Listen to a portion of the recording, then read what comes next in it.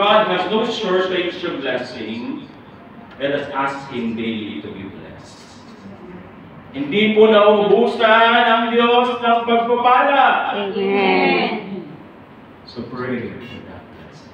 Lord, bless it.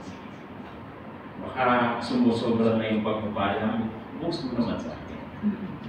Hindi po yan masama. Hindi po yan kasakipan. It is not selfishness. It is clear then at ito po ay katuruan sa bawat isa.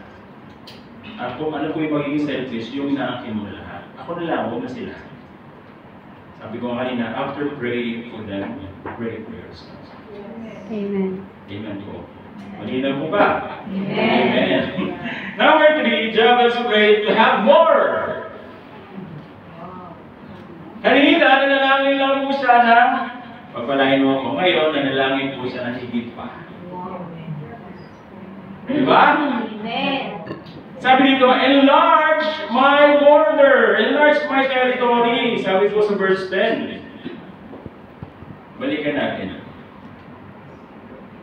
Jabez was more honorable than his brother and his mother, named him Jabez, saying, because I bore him with pain. Now Jabez called unto God of Israel, saying, oh, that you would bless me indeed and enlarge my border. Hiningi ng Diyos, hiningi ni Jabez sa Diyos na pagpalain pa siya ng higit pa.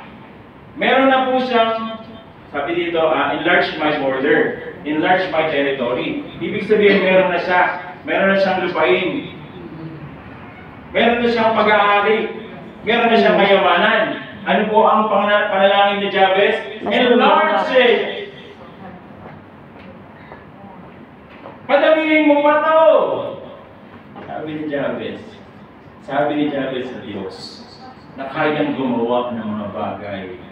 Kung imposible sa tao, hindi yan imposible sa Diyos. Amen.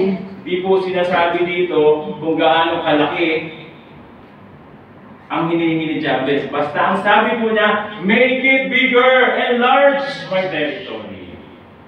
Lord, enlarge my territory.